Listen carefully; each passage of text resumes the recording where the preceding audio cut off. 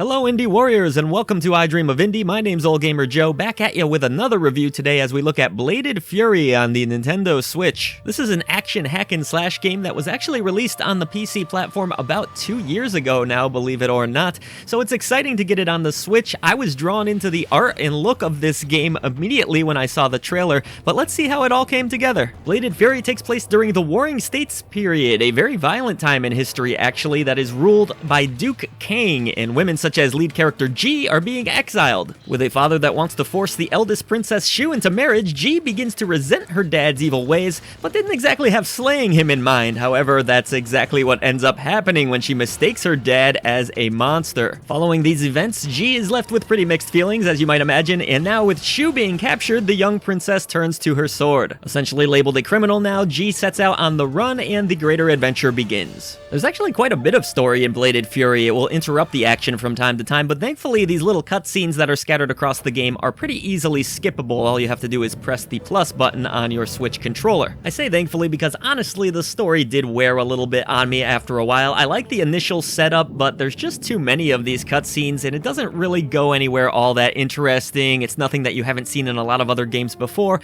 It's somewhat entertaining, but it's not something you'll want to watch if you do multiple playthroughs. So it is nice that you can skip these scenes, and you likely will. Seeing as this is an action game, I wasn't exactly here for the storyline anyways, but thankfully it's a pretty solid action game. Initially, I thought the game was going to be a pretty brainless slasher, but you actually do get a second sword, which adds a little bit of strategy to the game. The second sword is much heavier than your swifter main blade, and you can use them both together by switching between the Y and X buttons. I liked mixing things up, and I also like that certain enemies are more vulnerable to the large sword. They might have a yellow aura around them that you'll need to break through with that sword, and then you can quickly slash away at them that way. You can also air juggle enemies and then hop in the air and slash away at them there, but the reality is that most of the combos in this game are very easily achieved. All you'll really have to worry about is mashing one of those two buttons 4 times in a row. You'll be doing a lot of mashing in this game. I'm personally okay with that. I like a little bit of a turn your brain off style action game from time to time, and that's exactly what you can expect here. You do also have a shield, which you can use to block attacks and deflect attacks back at certain enemies. Sometimes this will lean into some of the game's, I guess what you could call puzzles, but there's nothing in here that I would really qualify as a brain-tickling, challenging puzzle.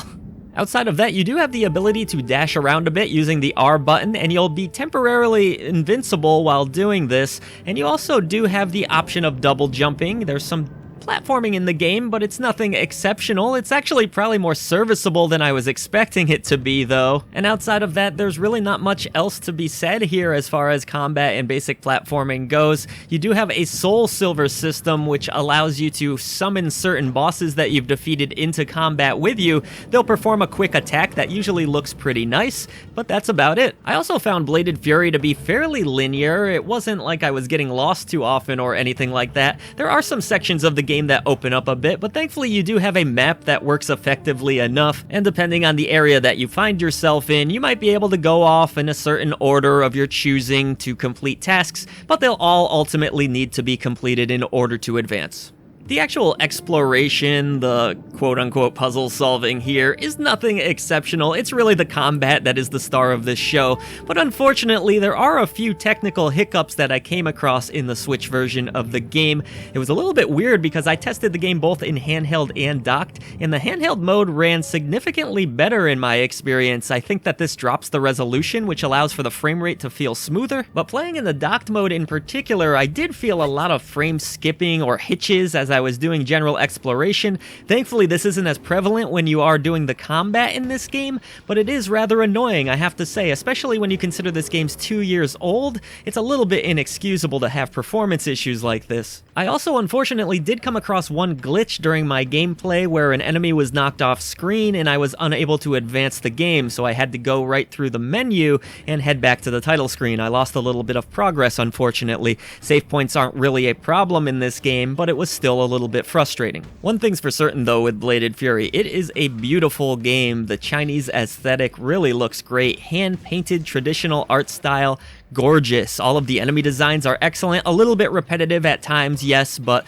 some of the bosses, they're truly breathtaking. This game has a great visual style to it. This game truly can look like an art piece brought to life at times, and it also sounds really nice. I will say that the traditional Chinese music is excellent with a lot of nice drumming going on here. Nothing too bombastic or overly loud. It's really effective though, and I think the sound effects are also really good. The slashing of swords are well implemented. All of the voice acting is in Chinese, so you unfortunately don't have an English option here, but I didn't really mind that. It actually feeds into the overall aesthetic better anyways. Bladed Fury is not a perfect game. It certainly has its issues on the Nintendo Switch in particular, but that said, it's still a fun little action hack and slash game worth checking out. It only takes you about 4 hours or so to complete. You will unlock a hard mode if you want to go through it again with a little bit more of a challenge, and there's also some optional challenges that you can unlock. This is not a game I loved nor hated, I just thought it was pretty solid. You know, if you enjoy some basic action, you don't want to think too much,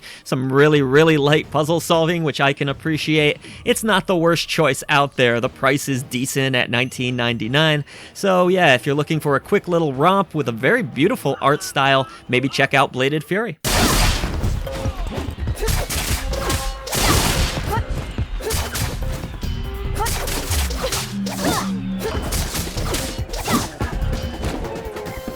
Thank you so much for checking out our review of Bladed Fury. Let us know what you think in the comments below. We'd now like to take a moment to thank our great indie warriors who support us through channel memberships: Mitchell Hall, Kevalo, Bunny, Bill Tikaz, Christian Cruz, Wesley Williams Semple, Strict9, Rosie Syntax, Chris Jackson, Nathan Moore, Peach, and Adriana Amato. Thank you for all you do for independent content. Everybody else should head down to the description box below where there are a ton of ways to support I Dream of Indie. Help us bring a voice to the voiceless ones in gaming.